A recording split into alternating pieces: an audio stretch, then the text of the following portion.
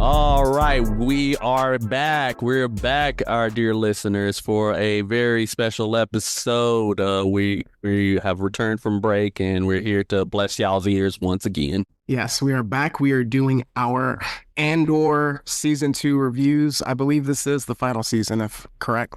Yep. So essentially, the story should go into Rogue One. But with that, we're going to do weekly reviews of this. I believe they broke it down into 4 chapters, so 3 episodes per chapter. So we're going to do 4 total reviews of Andor season 2. At some point, we're going to do a mid-season, and then finale recap of The Last of Us. Oh, Lord have mercy. If you watched the last episode, I also don't know where they're going to end on The Last of Us, because if it ends where it ends on the video game, people are going to be really, really mad. And they already confirmed season 3, so I don't know how they're going to handle that. And then we are returning officially season 5 with our review of the movie Thunderbolts. So we also have our special guests on, Jamie, Sword of the Jedi, our resident senior Star Wars correspondent. Did you want me to say Sword of the Sith? Is that what I just heard there? She's I was about to say Sword of the Jedi. So what? That's even worse. Oh no! A faux pas, if you will. I'd rather be the Sword of the Sith. You know what I'm saying? But I'm Demetrius. And I'm Demetrius. And Meet presents the Blurred City Podcast. All right, so we are jumping directly into it. If you've been with us before, you kind of know how our episode recaps kind of go for TV shows. It's slightly different from when we do movie reviews, but just to kind of recap it for new listeners. For the first episodes, we always start with the what you need to know. So what you need to know going into a season or just a new TV show, kind of backstory, lore, other kind of acting or anything that's like should be pertinent to the show. Then we have the pulse of the people, just a general view of how people feel about the episodes that come out that corresponding week. Do a very brief recap, which we will try. From there, we go to the biggest moments, who and what people we need to know in the recaps, and then we also either give the MVP or the op of the week. Then going from there, we have our big questions of the week, followed by predictions for next week, and the big picture view overall. So with that, Meech and Jamie, since y'all both are the Star Wars heads, what do we need to know going into season 2 of Andor? Well, I think overall, the big things are we're in season 2 now. So obviously there's the context of season 1. There's also the context of Rogue One that comes at the end of this. Like each kind of mentioned earlier, we know that since this has been announced as the final season, the very beginning of the first episode, we know this is set a year later after the first season. They give us actually BBY 4. So we are 4 years before the events of Rogue One and the events of A New Hope by that timestamp. And so we're kind of set in that frame. Also, additionally, this isn't super relevant immediately to the story, but that means that Star Wars Rebels is probably currently actively starting to take shape as well, because that's kind of around the same time. Just kind of fun other nerd Star Wars things. If it's BBY4, that means Luke and Leia are currently 15 years old. It's been 15 years since the rise of the Empire, since Order 66, since Anakin fell to the dark side, since Padme died, all that jazz. That's kind of where we are in the wider scope of the Star Wars universe. So what you need to know from the first season, we obviously have some of our major players back. We have Cassian Andor, titular character, also going to be one of the main characters rolling into Rogue One, which also means that we know he has to survive at least until Rogue One, because he's one of the major players in that movie. We've got Luthen, who's back. We've got Mon Mothma, who's a major leader in the rebellion, who's back. We've got some other Chandrillans running around, like her family. We've got Tay Kolma and kind of some bankers, Davos Golden running around. We've got Bix. We've got Will. We've got Brazo, all friends of Cassian from Ferrix that escaped at the very end of the last season. We've got Dedra and Cyril. Oh, Cyril, my dear hated Cyril. We'll get to that. Still can't stand him. We'll get to that. So all those guys are running around. Those are our major players that are back from the last season. And we're going to follow, they kind of each have independent storylines moving into this like opening of the first season. So those are the major stories that we're following. In addition to that, you know what? There was something I thought of and then I lost the thought. So Meech, why don't you go ahead and take over? And if it comes back, I'll stick it back in there. I mean, you pretty much took care of like all you really need to know going into this. Just know that it hits the ground running and you will be absolutely blown away. Yes, I think the other thing I was going to say, it's interesting that we jump a year later. The last thing that we see in the finale of season 1 is Marva dies. So we have Cassian's mom dies. We have her funeral procession that basically turns into some sort of mini rebellion on Ferrix, as Marva has this impassioned speech about how if I was to do it all over again, I'd fight them early, and everyone has to stand up to Empire and fight. And so it impassions all the people who are listening. And then there's this big explosion of a basically confrontation on Ferrix. And that's kind of where everyone disperses from at the end. So that's the final thing we saw happen in the last season. And now we're picking up a year later, and we don't really quite know yet what's happened in between. All right. So with that, we go to the pulse of the people. I try to avoid too many potential reviews just so it kind of affect me as we go into our reviews. But what have you people have been feeling about how people feel about Andor start of season 2 so far? All right, so from what I've heard, there have been a lot of people who definitely loved season 1, and they came into this very expecting for it to continue on that grave train. And in fact, it sure did. A lot of people they do like these first 3 episodes. There's also been some controversy just over a couple of subject matters that definitely make their way into this, which you'll definitely see, especially as we talk about one of the storylines. And, people talking like, oh, yeah, this is starting to get too adult for Star Wars, too adult for a franchise meant for kids. And some people think like, oh, it's actually perfectly in line with it because of the fact like, hey, it's starting it's growing up with the people. And then also at the same time, other people are thinking like, oh, this is starting to become too woke. So too woke and too political. So yeah, that's what I've seen. Star Wars is inherently political. Yeah. You took the word out of my mouth. I'll come back to that comment that I was going to say. But I mean, in terms of general populace, I feel like we're recording this too soon after it coming out for me to have had conversations with actual people. But all the reviews that I've seen, not that I've read them in detail, but I mean, it seems like so far this season of critics that have seen it in advance are rating it pretty good on things like Rotten Tomatoes. There's quotes saying that it's some of the best television and storytelling that's been written. Now, granted, of course, film companies, when they release things, always kind of cherry pick their reviews and interviews. But those are some quotes that have been out there. So this has definitely been a very built up, very expectant series that we're coming into with this next season. And yes, per kind of Meech's previous comment, I feel like this maybe could even get stuck in the what you need to know segment. Star Wars has always been political. It always will be political. And so I think that, there's some really relevant content that is happening even just in these first few episodes. And I'm excited to see how it shapes up. All right, so we're going to jump right into the recap. Again, we have 3 episodes we have to go through, but for that, we have 1 year later, Sagrona Teema, and then Harvest. So with this, how we're going to break it down, we're going to follow each plot point from episode 1 to episode 3, just so we're not bouncing around. So we're going to cover episode 1 through 3 and each kind of plot point that we do discuss. So with that, we're going to kick off with Cassian stealing a fighter. So let's kick it off. Yep. So definitely with the first episode we have with Cassian's storyline. It starts on Cinar Test Facility 73.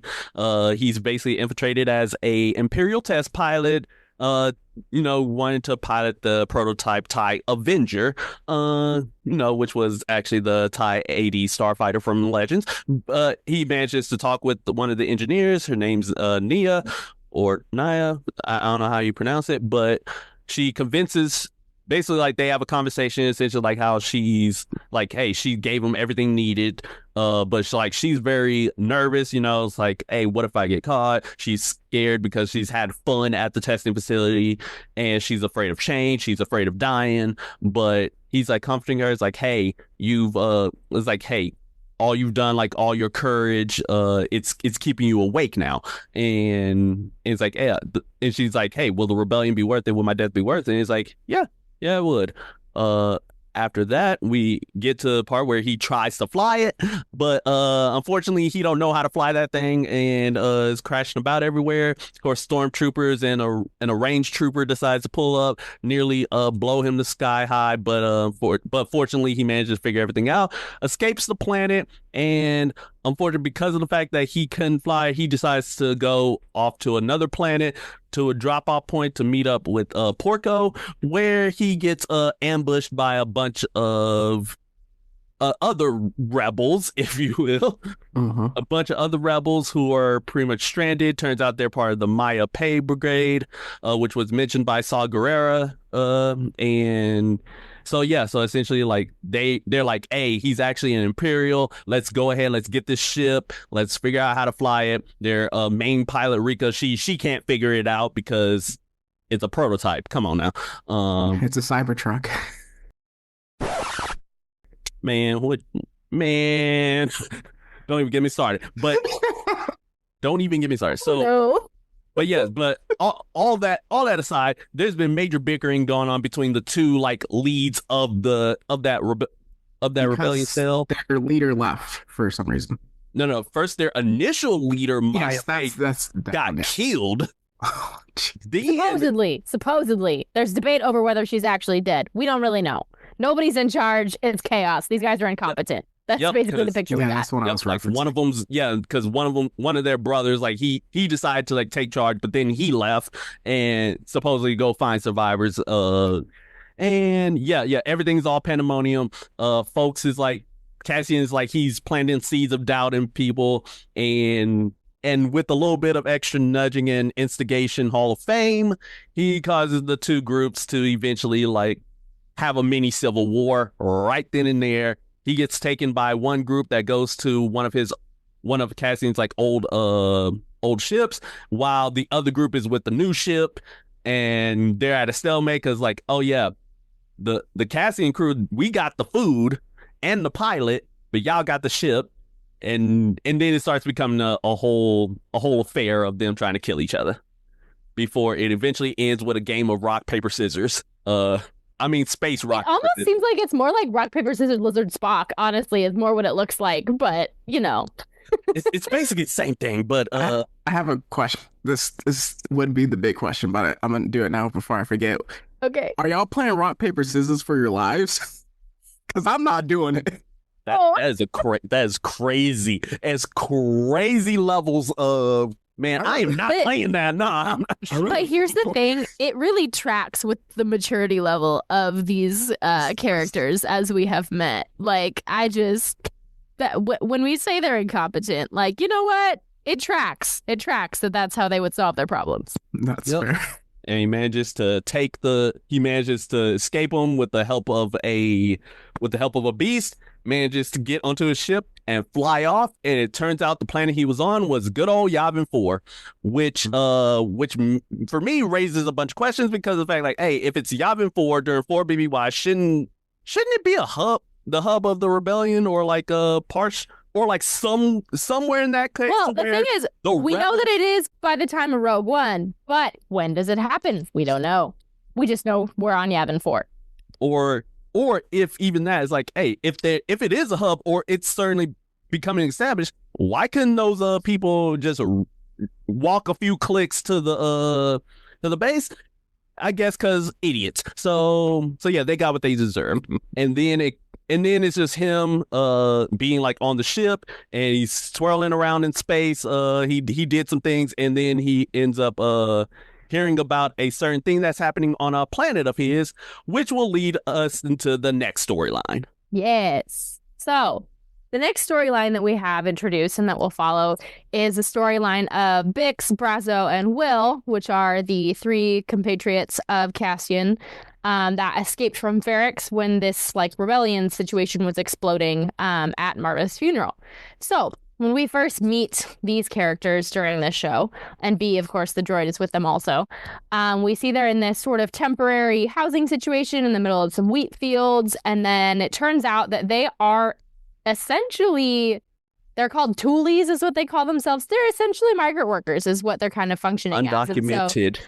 Yes, they're undocumented, undocumented asylum-seeking migrant workers is essentially what they are, because we know that they were hunted by the Empire on Ferrix, so that literally meets the definition of an asylum seeker as them being present in this capacity that they're in. They're also migrant workers because they're moving around in the fields. They're helping to just help the equipment for the harvesters. And then right from the beginning, we know that Bix is super concerned about their visa situation. There's just kind of a lot of really, again, we said Star Wars was political. It always will be political. So there's a lot of those implications going on in their story right now because they are on the run from the Empire. And so anyway, so we have them dealing with all this farming stuff. There's some interesting relationships with kind of the local characters because you have Talia, who's a local who very much seems to be the female friend of Brasso. There definitely seems to be some sort of relationship that's going on there that we kind of see at the beginning. And then you have Will, that's like, there's this Kellen and his wife's name that I don't know that I ever really caught, but she's not super friendly to Bix and Will and Brasso and the kind of other people like them, but their daughter and Will sort of have this thing. And so you've kind of got like, Will's got a thing going on, Brasso's got a thing going on, and then Bix is just kind of hanging out, worried about the visa situation. And Will, of course, Will and the daughter of this farmer are like, oh, they obviously are super interested in each other, but like the daughter's like, my mom really doesn't approve, and it doesn't even matter what my dad says to her because she just doesn't approve. And so clearly there's some issues about the fact that like they are in the situation that they're in that mom doesn't like. But anyway, so there's this one day where she comes out to meet Will in the fields to kind of bring the water since they're working. And then suddenly this Imperial ship shows up and they're like, oh my gosh, what's going on? Sounds like it hasn't happened in almost a decade. I think it's been about 8 years since some kind of Imperial inspection showed up. But turns out that's exactly what's happening. There's an Imperial inspection. And so communications going in and out of the planet get shut down. And then basically all these Imperial troops kind of start doing sweeps of all the different farm blocks. And so Bix, again, starts getting really worried because she's like, our visa situation, what happens when they come sweep us? What if we get caught? What's going on? And so they are trying to lay low and really just, again, keep their nose to the ground, do the work that they're there to do. While they're waiting for Cassian, who was with them but is off planet. He's supposed to be back from when we meet them. He's supposed to be back the next day, which it kind of seems like each of these episodes constitutes about a day in the timeline. So he should have shown up at around episode 2, but that's not what ends up happening because, as we mentioned before, he gets stuck with these buffoons on the other planet, which again turns out to be Yavin 4. So we've got all these guys kind of running around. They're kind of trying to come up with these solutions. So the first kind of interesting grading encounter we have that shows up is the Imperial troops show up to Kellen's farm, which is where Bix and Brasso and Will are hanging out. And there's like the troop kind of comes into his little storehouse while Brasso's in there kind of getting some stuff. But then their lieutenant ends up kind of going out to another part and has a very uncomfortable encounter with Bix, which I want to sidebar on this just shortly for a minute, that this is a very common experience to anyone who lives life in this world as a woman, where you have an uncomfortable encounter with a man who's in some situation of power, and he's trying to exert that power to get what he wants, which we'll revisit this theme, unfortunately, in a little bit. But there's basically, she's clearly uncomfortable, partly because she's worried about her visa situation. But then it turns out that he's sort of trying to flirt with her and then like asks her to go into town with him. And she's like, oh, my husband wouldn't approve. And like, that's kind of the bit that I want to pull out. We find out she's referencing Cassian as the husband, quote unquote. But, you know, whether or not that is actually true, again, I promise you that every woman either has been or has thought of what she would do in this situation of, if my no isn't enough, what can I say to get this guy to leave me alone? And so that's exactly the situation that she's in right now. And so she basically says, oh, I have a husband. Like, I don't think he would like that very much if I like went out with you. And of course the guard's like, that's too bad. Sorry to hear that or whatever. And anyway, so she kind of, I think Brasso shows up shortly after that. The lieutenant kind of leaves, and then they move forward with the story. And so Turns out later when they're all eating, Kellen, they're like kind of trying to figure out what the progression of these blocks is about how these Imperial troops are moving. Kellen, who seems to be friendly to them for most of the story, basically ends up figuring out that they're going to come to essentially the block that Bix and those guys are working on next. They're in trouble, obviously, because they don't have papers. And so they try to get an emergency work order to move them to a different block before the inspections can come and catch them. And that will end up backfiring. Their initial plan is to leave at sundown, but they never make it to sundown because the sweep kind of starts to come their way sooner. And so they're trying to kind of scramble to get all their things together, but then Will runs off to say goodbye to his girlfriend, and they're like, oh my gosh, what are you doing? And then the troops show up there, so he gets pinned down and has to basically run through the fields and kind of leave his speeder there. But then Brasso goes to find him. Turns out he should have just stayed and not gone. But anyway, so Brasso goes, ends up getting caught, essentially blames Kellen for ratting them out, which is interesting because maybe he did, maybe he didn't. It seems more likely that maybe it was a coincidence of situation, but it's never really, I don't know. To me, it's not really clear if Kellen actually ratted them out or not, but Brasso blames Kellen. He starts to get aggressive, and so then the troops obviously respond by getting aggressive back with him. We flip back to Bix, who is now alone in their pop-out, and our unsavory lieutenant shows up once again and does some more unsavory things, and basically he reveals that he knows that they're illegal. He knows that they don't have papers. And so he tries to make out the situation of like, well, I know that the farmers need help, and I know that you guys aren't documented, but what am I to do? And then tries to force himself on her to get what he wants once again. And she adamantly says no, has to fight him off of her. And then, of course, as the power dynamics of the situation would dictate, because once again, I don't want to gloss over that. Any type of situation like this where there's a situation for the possibility of something like sexual assault or rape, it's always a power dynamic that's involved. And so he's trying to assert his power dynamic in this situation. She fights back. One thing I don't love, and again, this is going to be a sidebar, it's really important, I think, to say I don't love that violence against women tends to be a really common storyline in media, not just these days, but over the course of history, because, like, yes, that's real life experience that we're living, but at the same time, I just don't love that it gets used as a plot point so often. However, what I did like about the way that they did it is that Bix didn't need anybody to save her. Bix saved herself. And so yes, she showed him what's up. She said no. She said, you're not going to have your way with me. She essentially kills him in self-defense. And then the other guy, the other like essentially assistant officer that's with this guy, is like, oh, what's going on? He's dead. And she's like, he tried to rape me, like, this is what's going on. And so then Will kind of shows up right at that minute and then starts shooting at the other guy, but then Bix ends up killing him anyway. So again, she saved herself. So anywho, so Will's back, Bix is there. Now we flash back to Brasso, who again has kind of incited some violence here, but as soon as the first lieutenant comes out, the guy calls back to the other buddies and he's like, hey, we need reinforcements out here. So they sort of leave. There's some that get left with Brasso. The rest go back towards the pod. Brasso, I think, either starts to make a run for it, starts a fight or something. So they start shooting at him. Cassian shows up right about at that point. So he, after refusing to kind of do what Luthen's assistant wanted him to do, he comes back home with the stolen Imperial TIE fighter, right? The prototype. Essentially dive bombs past the blockade into kind of this area where he happens upon Brasso running away from the stormtroopers and starts shooting them all up, and then successfully kind of eliminates that threat, but unfortunately not before Brasso is shot by a stormtrooper. So we see Cass get out to try to go help Brasso. Unfortunately, Brasso is gone, is no longer with us.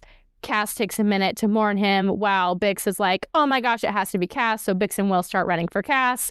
We have a short, happy reunion before they all cram back into the TIE fighter and fly away and escape. And that's kind of the wrap on that storyline.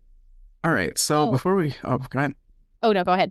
I was just going to say, before we go into like the next one and a half storylines. Anything major that talking points that you two have of the first two? I had 2 points where one kind of just like with the rebellion, it's really interesting how they showed how split and divided that group was that they came across, because usually in Star Wars when we see like friction in the rebellion, it's usually about a plan, and it's like one person is like, oh, we need to, whatever the MacGuffin is, like we need to go in and destroy something or steal something, and then someone else that's like the straight leader is like, no, we need to do this by the book, even though, you know, people are hungry, yada yada yada. And then you see that friction. But you see here where it's like they kept asking Cassian, who are you with? Who are you with? Like that was like a plot point throughout the 2 episodes that they existed. And then the other plot point kind of is more with the Ferrets people, where it's like with Star Wars, what's so good about Andor is that it shows that evil itself isn't necessarily like a nebulous dark side of the Force thing, where like the main Star Wars, that's what it's supposed to be. It's, you know, it's supposed to take you to, as they say, a galaxy far, far away, but it shows that like evil is like inherent, like how you explained it, Jamie, where it's just like the person in positions of power abuse that power. It's not, oh, we have to embrace the dark side of the Force to be evil, or like the different things in Andor where it's like people are, and we'll get into it into one of the other storylines where it's just like, hey, yeah, we might destroy a planet because we have to harvest its stuff, but you know, it is what it is. But it's just kind of like the different things where you see people, they make exceptions to evil where it does parallel, which I think is what Andor does such a great job of. Yeah, and even going along with at least the first part, I think it's very intentional that it shows like the rebels being divided, because in terms of world history, like when it comes to rebellions, they typically all start off as very divided before being united under a common front. And then also it forms a very apparent parallel to and contrast to how the Empire they're on one accord about straight up genocide and murder,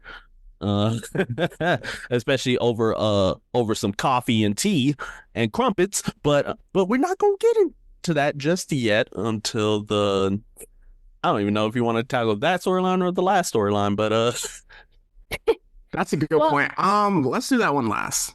That's what I want. Yeah. Okay. Well, and real quick, just on this first half, I think kind of back to your first point, I think that, you know, the fact that there's disagreement within that one cell. I mean, I think disagreement within the one cell is a little more surprising, because we do know, again, from Rebels, from the first season of Andor, this rebellion in Star Wars started as a bunch of different cells that basically there were different leaders who managed to pull all the cells together by the time we get to A New Hope, to where there is one rebellion. But again, from the first season of Andor, from all of our seasons of Rebels, we know that it didn't start that way. And so we kind of see some of that here, right? And I think that's where the who are you with? Like they're trying to figure out like which cell, which group. Even in the first season, we have Saw Gerrera, who mentions a few different ones. We have Anton Krieger, who falls because he gets essentially left to die at Spellhouse. We have Maya Pei that gets also name dropped, and he kind of says different things. He's like, Anto Krieger's a separatist, Maya Pei's a neo-Republican. You have the Gorman Front, which the Gormans seem to play a major role, or going to play a major role in the season potentially. And then you have like just all these different things that Saw Gerrera lists off. You have Saw Gerrera's faction. You have like, you know, you have Kanan and Ezra and those guys running around somewhere. You have all these different groups that like separately, they've all decided this is wrong and we need to do something about it. They just haven't made it to the point where we're all united under one organized rebellion yet. But I think that also comes back to Luthen's whole argument in the first season, where as much as it sucks and it's going to hurt people, he wanted the Imperium to crack down more, because he's like, oppression breeds rebellion. And so when we have obvious oppression that's not just skirting under the rug anymore, when you feel the effects of oppression, that's when we'll all become a united rebellion. And so that's what Luthen wanted in the first season. And so I think we are seeing the effects of that as we start the second season. It's really interesting that you mentioned oppression when there's a wedding going on. So, Meech, if you can be very high level with the wedding, and then if there's anything, well, there's multiple things towards There the are end. so many layers. We could dive in, but for the events, can you be very high level with it? All right, here we go. All right, so now we're at the Mon Mothma storyline. So essentially, we're on her home planet, Chandrila. So her Mon and her husband Perrine, is having their daughter, arranged marriage with the Skulder's son. It was Lita? Was that? Yeah, Lita Lita, and Skelton, Stecken. Stecken. Yeah, Stecken.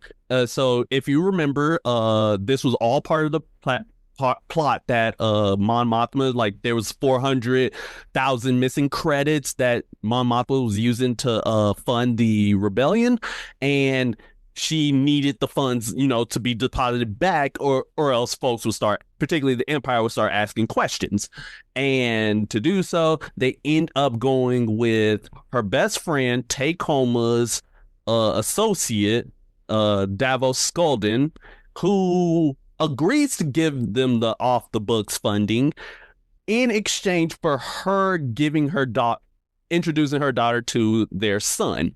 So full on arrangement. I'm glad you mentioned that. I completely forgot why the wedding was happening. I'm glad you mentioned this. Yes. So we got that, and then like, okay, so it's like the wedding days, because apparently the wedding takes like place over 3 days. So first part, they're going around, like she's like Leta's looking at the wedding dress, and then Mon Mothma, she's greeting all the guests, but then she becomes very shocked that Luthen's up there. But Luthen, he's still playing up his artisan role. Mhm. But of course, and with Skulden, and like that's causing a little bit of tension. Of course, her cousin Belle is there, but she's not there with her girl. So what's up with that? You'll find out later. And all right, so what's happening is that, okay, so Takoma's like, he's going up to Mon Mothma. She's like, hey, I really need to talk with you about something, but she's like, all right, we'll talk later.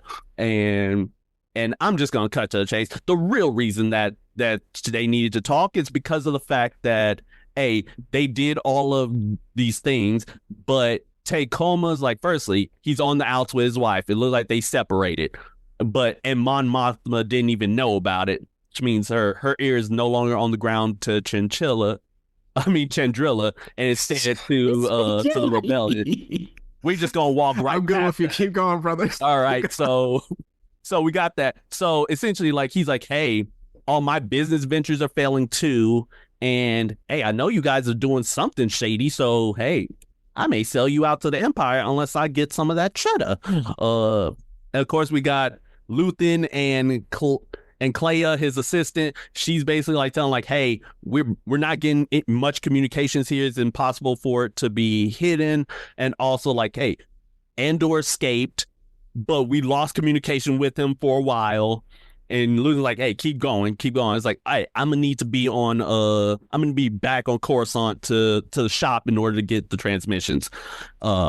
So yeah, we got that. And then also Leta and Stecken had their first fight, which it's kind of crazy that they said first fight as if, like, more to come. I mean, fight. It's kind of crazy. But I don't know what to tell you. especially for arranged marriages. I mean, I was mad. She was mad about him holding hands. She was like, yeah, it's like, yeah, and that's like the reason. I'm like, bruh, if you don't get on my, y'all don't have a chance. y'all ain't making it. So, all right, next episode. All right, so now Luthen, he's tapped into to what's happening with Takoma, and he's like, hey, Mon, we need to figure out this price. And if not, like, I got peoples ready to take care of him, if you will. And then of course, like, Perrin, like her Mon Mothma's husband, he is very, very pissed because she thinks that Mon Mothma is having an affair with Tay due to like all their communications and whatnot, and the fact that also brilliant acting on Mon Mothma's part is the fact that she keeps having like a face of or a mask of like cheerfulness and gentleness, but you can like see when things like irk at her, and you can see like the mask slip off for a few seconds before she puts it right back up. Good stuff. All right, so yeah, she's accusing him. He's accusing her of having an affair, to which she vehemently denies. And then there's a toast ceremony where essentially like he gives a speech like, oh yeah, hey, the galaxy is gonna crap on your heads at every single turn, but the most important thing in life is pleasure, gaiety, amusement, and joy. That's so funny. It's kind of like what I mentioned earlier about like the dichotomy of what's going on in the entire galaxy right now, and they're just like, just enjoy life to the full, but not like the way we usually say it. Yep. And then also, of course, Leda and Mon Mothma, they went up a mountain basically to get blessed by the priest to be purified for the wedding. And of course, as I said, Clay is back on Coruscant. And then next episode happens, in which firstly, Mon Mothma, she's basically like confiding in her daughters, like during the last moments, like, hey, like my mom, she was a drunkard when it happened. When I got married, listen, I want to pour my heart out to you. It's like, you don't have to go through with this, which I'm like, oh, so you getting cold feet now. Projecting. Yeah, you getting cold feet now, but back when you needed that funding, you basically sold out your own daughter. But hey, that also goes to show like just her dedication to the cause, to where like she's basically trading her child for it. And also, turns out Tacoma, he ain't budging. He ain't budging at all. So Luthen got to do what Luthen got to do. Well, they do say they're trying to set up a meeting, but like you said, Luthen is like, hey, yeah. Luthen just doesn't want to wait. Nah. And wait, Which he is smart. he absolutely does not, and it's very smart because Belle's girl Taro Cinta, turns out she decided to infiltrate as Tacoma's new driver, and she takes him on a drive, if you will. The final drive of his life. So Wait, so do y'all think he's dead, or is he going to get re-educated? Here's the thing. or not. I think that the reason that Mon is dancing as aggressively as she is and is like, all right, let's just get drunk and dance at the wedding is, Sorrow. well, it's multifactorial. One, I think her encounter with her daughter before her daughter goes to actually do the wedding ceremony, I think it's a little bit more nuanced and complex than you've kind of led us to believe, because yeah, when Davos Golden initially in the first season was like, he's like, I don't want a betrothal, I just want an introduction. And we know that Lita, for whatever reason, was like super in love with these old Chandrilan customs. So I think it's multifactorial in that I think Lita does want this, but I think it's because Lita like wants the tradition and she wants to participate in like this whole like, arranged what is the custom of their people. Whereas Mon's having this guilt where she's like, oh my gosh, I've sold out my daughter for the rebellion. But I don't think Lita sees it that way. I think Lita sees it, and that's kind of why she's like, I wish you were drunk. Because she's like, why can't you just support me? Where Mon's like, oh, you've had this fight. Maybe this isn't, and she's feeling guilt because of what she did. Even though Lita's like, no, I think for Lita, it is what she wants, but like she doesn't know better because she's 14. So it's just a whole really complex situation. But anyway, so I think that fight, plus the fact that Mon's realizing that, like, okay, when Luthen wants to deal with something, that basically means she's taking him out of the picture. So I think that she's fully expecting, yes, that like not only did she just have this big fight with her daughter, which they already have a rough relationship, but I think that plus the fact that she's like, okay, Luthen's gonna like kill Tacoma. I think that's fully what she has understood is happening. Now, is that what will actually happen? We'll see. I haven't known Cinta to ever fail in her duty because she's the one that's like the rebellion above all else and like doesn't really care about anything else that's going on. So if Luthen gives her a job, I'm pretty sure she's going to do the job. But anyway, yeah, that's what I understood, is that he's probably going to be dead at the end of that ride. So. Oh yeah, as I say, it's his final ride. And also, it also appears that Vel and Cinta are on the outs.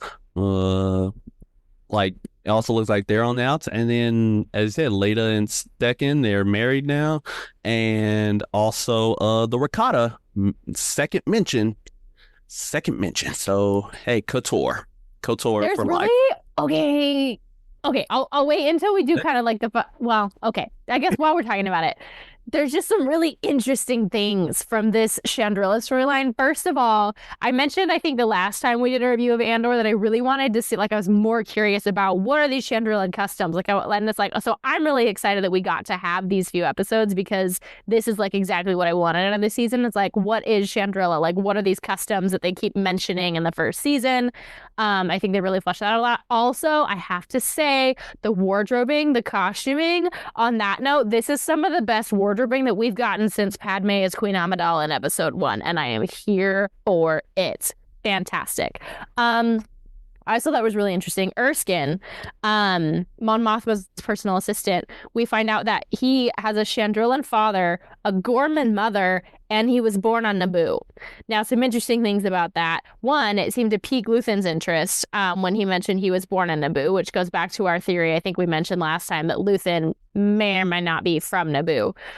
But there's also like, and again, this is kind of a reach, but he's obviously older than 15 years old. And again, we mentioned 15 years old was how long ago that the Empire rose, Padme died, all those things, which means that he probably was born, I don't know, maybe around the time that Padme was Queen of Naboo. So that's just kind of a fun little fact that they would have all been running around on Naboo around the same time. But anywho, those were kind of my really interesting things from that storyline. Okay, two things. So that final scene with Mon Mothma dancing was so freeing. Like, even just like watching it at home, I felt like I wanted to be there and dance with her. Yes. Also, What's really interesting about that scene, though, okay, the Niamos and that song, that's the planet that Cassian got captured on and sent to Narkina 5 in the first season. So they say, like, when you go back and watch it, it says he's on Niamos, and the music, the introductory music that they use is exactly the same. So I don't know what connections we're drawing there, but like, I'm like, oh, that's interesting because it's the same. And then they say Niamos or whatever while they're dancing. So anyway, but yeah, that was a really cool, very artistic, I don't know, loved it. I loved the artisticness of the whole wedding ceremony. Her dress was gorgeous. Again, I don't want to sidebar us too far because time, but anywho.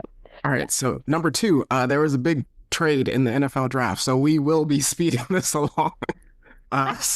So for the half plot one, we have the IBS, right? Yep.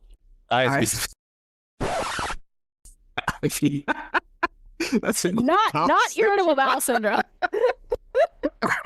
All right, so with them we have they get called in by Director Krennic, correct? Yep. Right, that's his name. Okay, Director Krennic. So he gives a this reminded me of every like generic kind of like group team meeting or board meeting that they be having in TV shows. Exactly, Meech. So we will be speeding along. So with that, he kind of talks about the importance of Gorman. With that, he mentions it as energy. That's what it is, correct? Like, they wanted the energy from the planet. No, they're gonna mine a mineral essentially from calcite. Yeah, they're gonna mine it from. So like, honestly, you can think of like rare metal mining, how we have like mining cobalt or something. Mm-hmm. Think of it sort of the equivalent of that. Is essentially what they want to do, but they want to do it to the extent that they would need so much of it that the planet would then become stable and collapse. So, but because he was mentioning, because the presentation he presented was not very, it was like a timeshare. It was very 1950s. Yes, that was like, it was interesting. Documentary. Does that mineral provide energy? Because he said it a lot. So I don't think he said it was supposed to coat the reactors. So I think it's a protective fit, like a protective and stabilizing element. I don't think it's for energy, but it's like part of what you need to construct a successfully functioning. And honestly, I don't think it's for energy. I think it's for the Death Star. Personally, 100% for the Death Star. He's talking about, because we know that that's the project that he's working on actively. So anyway, I think it's supposed to be like a stabilizing or protective element to help the laser beam that's going to then destroy planets function on the Death Star. And as mentioned in the previous season, we saw that when Cassian went to jail, they were building parts for the Death Star with that. So that's one of the main plot points for that. We also learned that the Gormons, they're more important than just like a simple like country folk that you can just kind of walk over. And then, they also can't leave. Will most likely not want to leave their planet. So that's kind of like a very important plot point. It seems that Dedra is going to be assigned that task. It really gets confirmed in episode 2 after she has a conversation with Director Krennic. So that's kind of like the main part from the episode 1. Going into episode 2, it's real quick. We just kind of have her conversation with her boss, kind of like, oh, I don't want Gorman. And it's like, hey, it's not a punishment. Just show them that you can, be successful, be competent. This whole Cassian Andor thing kind of like ruined your reputation. Just be successful with Gorman. And then we also I do think it's really interesting to note that the reason that she gets the job is because her plan is you need Gorman rebels you can count on to do the wrong thing. Yep. And I think, again, Star Wars is political. There's a lot of real world politics happening in this storyline here, especially with how they're looking at mining resources from this group of people and then talking about resettling them or essentially just letting the planet collapse and letting them all die. Take from that what you will, but that's what we're actually dealing with right now. Yeah, and also because of that, it's also setting up the Gorman incident in Rebels. Nice. Okay, so with that, we have the return of our least favorite self-important Bureau of Standards officer, Cyril. But we then see that Bix and Cyril they're in a relationship. Deidre is... My bad. Deidre and Cyril have a relationship, which I will cover in episode 3, which we're getting into now. So with that, kind of at the tease of episode 2, it's kind of like, hey, let's put it off. No, let's not put it off. They kind of have that conversation. And I'm like, oh, since they're in a relationship, might be the toxic mom. So getting into episode 3, we have the meeting of the mom, which was, if you've met parents of a significant other, it hasn't been like that. Listen, I've felt this one personally. I'm not even gonna lie.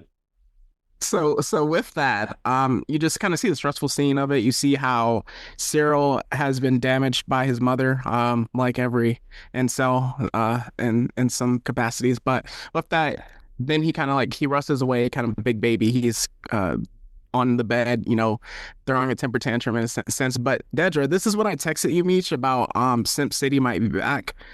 I'm getting Lazelle vibes. No, sir. Okay, I'm gonna pause Meech's reaction here so he can just lose his mind over that. I don't know what that means, but since you brought this up, well, I just have 2 thoughts on this relationship. One, I hate that this is the way that they did it because he literally was actively stalking her in the last season. And so I really actually hate that this is the storyline we're taking, that they're now in a relationship, because that's just incredibly toxic city. But again, this is the Empire, so maybe they're all just evil people. I don't know if you believe that that's a thing. But anyway, so one, I hate that they're together. But that being said, Dedra's a rock star in this episode because, like, that is absolutely what every supportive partner should be doing to set strong boundaries with your partner's toxic family. Like, we all need somebody who's going to fight for us and step up to bat for us the way that Dedra does for Cyril, even though he does not deserve it whatsoever in this storyline. Yes. Anyway, and thank goodness somebody finally put this mom in her place. And also, yeah. You know what, Dedra? You're a rock star. I don't like that you're on the wrong side of the story, but you're a rock star. I'll give that to you. Those are my only thoughts on that. Yes, so she has a new nickname, Dom Dedra, which I will be calling her through these reactions. I realized I have a problem over these past two months. Oh, no. You do. You really do. I'm scared for you, bro. But that's her storyline. I mean, those are like the main plot points. He's going to let Cyril off his leash twice a month to see his mother, because she's obviously the dom in that relationship. So with that, we are going to get into our MVP or op of the week. My MVP of the week. Wait. Hang on. Just on the Gorman note, because Gorman is now going to take a real big center stage here. We can do that in big picture if you want. Huh? We can do that in the big picture predictions. Okay. All right. So my MVP of the week is Bix for handling business, showing Homeboy that it was hammer time, and protecting herself. And like you said, Jamie, not needing someone to save her. And then my op of the week is Imperial bureaucracy and the IRS that was doing their census. IRS? Don't you mean IBS, sir? ISB? Why are we... No, I'm talking about the people. They could have IBS, but I'm talking about the people that were doing the inspections. I know they're not the IRS, but it's that season. Imperial. They're Imperials. We can, call them the ops. All right. All right. So biggest op of the week goes to our big boy Kroll. for what he attempted to do to our girl Bix. She done been through enough already, especially after what Gorse did to her. But she also gets the MVP for being able to fight back and get a couple dubs, couple bodies. I don't even know how to assign answers for this prompt here. I mean, part of me wants to give Luthen. I want to give Luthen the MVP just because he's just got so many fingers and so many different pies here. Like he ends up there and then he brings this like Shandy Merle. We kind of skipped over the whole Shandy Merle storyline about how like they got stolen. He brings it back. And honestly, I don't know if you felt this, Meech. I kind of feel like the Shandy Merles look eerily similar to the Whims a little bit in a way. And so I'm wondering if there's like it would kind of make sense if there was some kind of connection in all of like the different, like across the Star Wars universe that the Whims would show up. But that would be really interesting if there was a connection. Anyway, like, I don't know, Luthen procures this really interesting like cultural artifact for them. Obviously he's still the one steering this whole operation. We see that he's still very much in the thing. I don't know. Cassian's obviously like in line with sort of what he's doing. I don't know. It's just so hard to, at this stage, pick an MVP. The op is obviously still going to be the Empire forever. I mean, I think I would probably have to give the op of the week to Krennic, maybe just because, like, again, he's sort of at this point, he's the top of the Imperial nonsense. Just because, like, again, we know that he's working on building the Death Star. He's willing to sacrifice an entire planet of people to get the resource that he wants. That's pretty disgusting. And so I think I'm going to give that the op of the week. And he's going to enlist Dedra and her efficiency to get it done, shall we say. So, yeah, I don't love that, but, here we are. But, yeah, I don't have a clear MVP, I don't think. That's fair. It's very early, so that's why I threw in the op. So for the next segment, we have our big questions of the week. They don't always necessarily have to relate to the show. For mine, it would kind of lead into where you were going, Jamie, but my big question was, what is the importance of Gorman? And maybe it could be potentially spoilery, so just consider that if either of you two have an answer.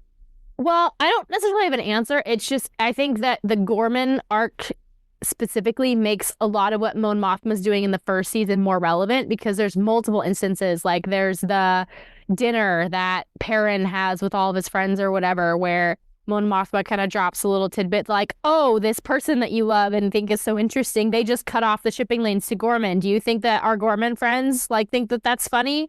And then she's giving a speech in the Senate about how like the new policy or whatever is, I think she literally says, a boot to the neck of all Gormans or whatever. So like Gorman is something that like Mon Mothma is actively being an ally for these people throughout the whole first season. And so it's interesting that like that seems to suddenly be a bigger storyline. And I think that's where we're also going to see Mon Mothma is going to come under a lot more fire potentially for her stance on things with the Empire. So yeah, that was kind of the interesting tie-in to how she's going to maybe become much more relevant in this season. Honestly, my big question is, how much more is Mon Mothma willing to give to sustain the rebellion? What more is she willing to lose? Will it be her husband? Will it be more? Well, she clearly gave up her friend, or, well, I guess technically that was behind her back, but yeah. Here's the thing. We don't see any of them outside of this show, so maybe she just becomes isolated from them. I don't know. And I think that being said, I think some of my big questions are, so we see Yavin 4. Like, Yavin 4 is on the scene. I don't think that it's a rebel base yet. Now, the fact that Cassian just kind of left the band of imbeciles on Yavin 4 with a busted ship and no pilot, I think that means that either, obviously, we know that we're going to have to return to this planet to build the rebel base that is possibly under threat from the Death Star at the end of A New Hope.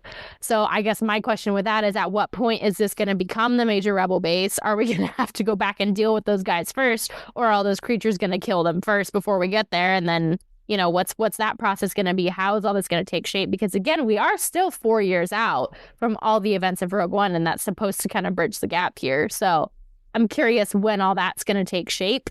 And then, I did have another big question. And it's kind of eluding me at the moment, but that is kind of one of the big ones of like, Yavin 4, we know that it's here now. We know that that's where our base is going to be, but how is that all going to take shape? How are these rebel cells going to go? Oh, I think maybe another big question too is because again, we know this is sort of side-by-side paralleling Rebels events. Are we going to see any crossovers with Rebels? Because we know that they do all have to come together. And we know that Hera is on scene for Rogue One because her name is dropped like at the base. So like, again, are we going to start seeing maybe some of those characters filter in towards the end of the show? How's that all going to play out? And also, I just had one more thing to pretty much put in is the fact like I had to look it up because I was like, I know it was mentioned in Rebels, and basically like literally the episode that Mon Mothma appears in with Star Wars Rebels is basically about her basically calling out the Emperor for the Gorman massacre. So we about to see what happens to Gorman in this season. It's about to be bloody. Oh, I think that was my other question. We know that everyone dies at the end of Rogue One, and we know that there's a lot of characters from Andor that we don't see crossing over into Rogue One. So I guess that's my other big question is how many of these characters are going to die? And how are they going to die in the process of this rebellion finally taking shape? Because we know that if there's anything that Andor does consistently, it's show us what is the boots on the ground, what is the grassroots, what is the common people experience of this rebellion. And so I think we are going to see some of the bigger costs of what it takes to mount a rebellion against such great power. I think kind of with that, even like what we saw at the end of episode 3, my feeling on the show is like, if you weren't seen in Rogue One, or you're not mentioned in like later products, you don't make it. Like, or at least nobody's safe with that. So we can kind of get into predictions for next week and then the big picture view. Since they released 3 episodes and it kind of like was one, like each arc kind of concluded as they move on to the next one, it's kind of hard to have predictions for next week. I think we start to get more into like what's going to happen with Gorman. I'm not sure where Andor and the crew are going now. I think we're going to see also a lot of time jumps. Since, as you mentioned, Jamie, I didn't know it was 4 years away. So I think we're going to see a lot of time jumps between chapters with that. And then the big picture view, Luthen isn't in Rogue One, right? Nope. I think Luthen dies by explosion to save something. So let's clip that. All right, what do you two have for predictions or big picture view? As I'm not sure about like next week due to like the batches, but yeah, so throughout this entire timeline, we're gonna start seeing more of the, I guess, more of like the underside, as you mentioned, like the underside of the rebellion. As that you seeing all of like we kind of got a tease of it with the bumbling idiots, but we're gonna see like more. I'm thinking like we're probably gonna see like more independent cells of the rebellion that either Cassian, Luthen, or even Mon Mothma or even Bail Organa, who knows, just like slowly bring all these people together under one like national front, which I think is actually what happened during the Gorman massacre or like right after it. Dang. But either way, as I said, probably gonna see the Gorman massacre because that takes place 2 years before.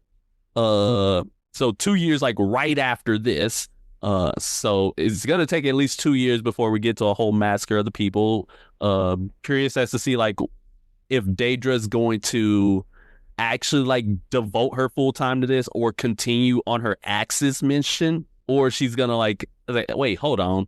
What if both these things start become intertwined and like the plot point is going to resolve itself with a very cathartic death, if you will. Don't do that to my girl, Daedra.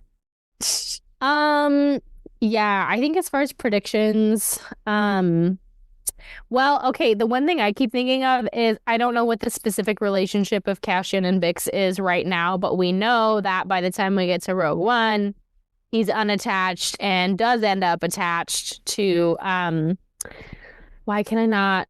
Jen? Yeah, I'm like, Felicity Jones, isn't it? I'm like, that's not her name of the show. Yeah, he ends up attached to Jyn Erso, like, by that time that we're, like, part of the way through the story. So if he and Biggs are attached in some way currently, she's going to be out of the picture by the time that we get there. So I guess I'm curious how that's going to all play out. I'm curious where they're going to go next, because obviously they had to kind of just dip and run. So they're on the run from the Empire again. So like where are we going to see them kind of jump to? But and yeah, kind of tracing, because we know that Cassian has this whole thing about, oh, I've been in this fight for however many years or whatever. So we're just kind of following his storyline. But yeah, it's hard to say. I do think we're going to see Mon Mothma take a much more prominent role, though, in this season, because I think, again, we know that she's one of the main leaders of the rebellion by the time we get to Rogue One, by the time we get to the end of Rebels, by the time we get to the actual original trilogy, because she sort of steps into that role that's vacated by Padme when, unfortunately, she rests in peace. But I think we're going to start to see... Well, I think we're going to see a lot of corrupt politics, because Star Wars is really, really good at showing the corruption of politics, especially with imperialism and fascism and things like that. So I think we're going to see her having to navigate some really complex storylines and see her really take a big role in this season. Other than that, it's hard to kind of make significant predictions, other than hopefully by the end of this, we do actually see how the rebellion comes together. All right. And, any final thoughts? Yeah. Yep, because my mind, it literally jumped to major things. So we all know Luthen's speech from season 1, just that amazing speech.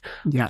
But one thing it just literally clicked into my mind is like how Cassian is slowly starting to morph into like that ideology over the course of the episodes. And with that, what if like at the end of this comes a moment where he has to choose between saving Bix or completing the mission? That's going to be tough.